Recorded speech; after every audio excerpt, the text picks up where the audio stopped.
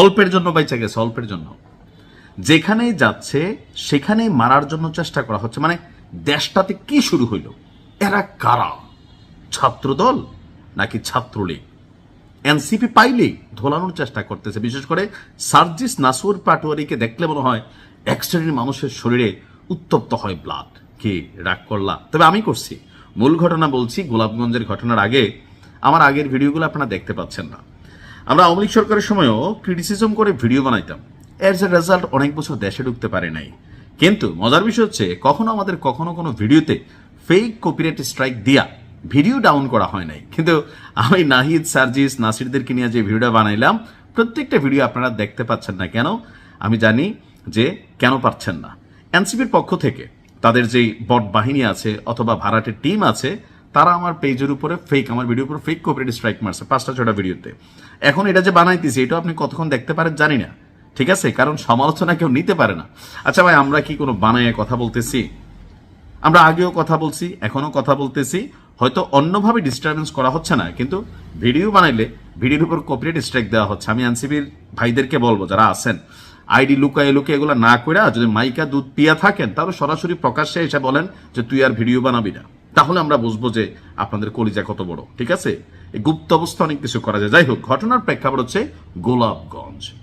এই মুহূর্তে মাত্র 24 থেকে 48 ঘন্টার ব্যবধানে গোলাপগঞ্জে ঘটে গেছে আরেকটা ঘটনা।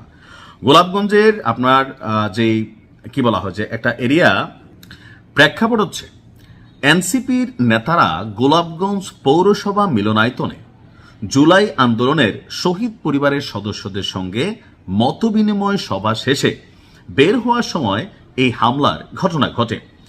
গাড়িবহর লক্ষ্য করে ইট, পাটকেল, বোতল নিক্ষেপ করা হয়। এতে সার্জিস আলমের গাড়ির পেছনের কাজ ভেঙে যায়, সাথে আরো কয়েকটা। এমনকি উচ্ছ্বসিত জনতা, নাকি এরা ছাত্রলীগ নাকি ছাত্রদল, যদিও সার্জিস আলম স্ট্যাটাস দিয়েছে এরা ছাত্রদল। এমনকি বলছে তারেক জিয়া কি শেখ হাসিনা হতে চাচ্ছেন? সার্জিস তার স্ট্যাটাসে লিখছে 24 ঘন্টার ব্যবধানে আবারও হামলা। তো তারেক জিয়া কি শেখ হাসিনা হতে চাচ্ছেন? অর্থাৎ এনসিপি মনে করতেছে এই ঘটনাটা সরকারের নির্দেশে অথবা ব্যাকআপ দিয়া এই এনসিপি যেখানেই যাচ্ছে এই মুহূর্তে শীর্ষ নেতারা তাদের উপর হামলার ঘটনা ঘটানো হচ্ছে। তো কমেন্ট যদি আমরা দেখি, সেখানে দেখা যাচ্ছে অধিকাংশ মানুষ খুশি হচ্ছে। কিন্তু কেন, আসলে এটা আমি নিজেও বুঝতেছি না। পরে গোলাপগঞ্জের 5 মাইল এলাকায় দ্বিতীয় দফায় হামলার চেষ্টা করা হয়েছে বলে সার্জিস আলম অভিযোগ করেছে। সেখানে চাপাতি, রড, দেশীয় অস্ত্র নিয়ে একদল লোক গাড়ির উপর আক্রমণের চেষ্টা করে।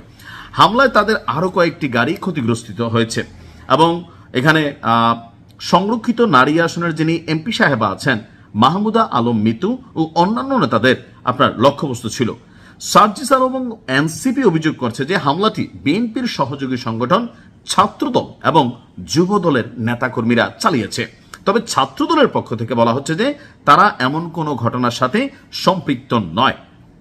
পুলিশ বলছেন যে ঘটনা ঘটছে সত্যি, তবে এনসিপি নেতাদেরকে নিরাপদে তারা সেই এলাকা থেকে বের করে দিয়েছেন এবং কি পরিস্থিতি নিয়ন্ত্রণে এনেছেন।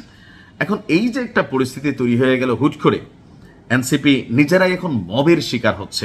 আবার আমরা যখন ভিডিও বানাচ্ছি, সমালোচনা করলেই ফেক কপিরাইট স্ট্রাইক দিয়া আমাদেরকে বন্ধ করার চেষ্টা চলছে, মুখ এবং ভিডিও। বা যেটা বাস্তব, এটা তো বলতে হবে। গতকালকে সার্জিস আলম একটা বক্তব্যে বলছিল যে জুলাই আন্দোলনের ইস্যু নিয়ে কি প্রসঙ্গ পট করে বলে বসলো কি বিএনপির কবর রচিত হবে যদি জুলাই আন্দোলনের কোনো যে সনদ আছে ওটার ব্যাপারে যদি কোনো রকম রিয়াকশন বা বিএনপি সেটা পাশ না করায় 70% জনগণের মতামত। কিন্তু এই ধরনের বক্তব্য যখন দেয়, কোন দল তাদের জায়গা থেকে মেনে নিবে? এনসিপির মতো ছোট একটা দল, তারা যদি এরকম রিয়াকশন দেয়, তাহলে এই বড় দলগুলোর কর্মীরা কি ধরনের রিয়াকশন দিবে? এমনকি তারা এটা নিয়ে বিক্ষোভ, প্রতিবাদ সমাবেশ, রাজুবাস করছে, তাকে অনেক জায়গায় ডাক দিচ্ছে। মজার বিষয় হচ্ছে সেখানে এখন জনগণ কানেক্ট হচ্ছে না। কেন? কারণ হচ্ছে কি, আপনি 3 দিন পরে পরে যখন যেই সরকারই বসবে এই সরকারের সাথে গুতাগুতি করবেন, আপনার মুখের ভাষার ব্যালেন্স থাকবে না, তখন বুঝতে হবে যে ঝামেলা তৈরি হবে। অপরদিকে নাসির পাটোয়ারি আজকের ঘটনার পরে বলতেছে এখন থেকে আমি চুপ, আর কোনো কথা বলবো না। দেখেন, কথা বলতে হবে, তবে ওই রকম কথা না যে এরকম কথা বলে রাজনৈতিকভাবে অন্য দল বা নেতা তারা আহত হন আর তাদের নেতাকর্মীরা এটাতে মনক্ষুণ্ণতা হয়।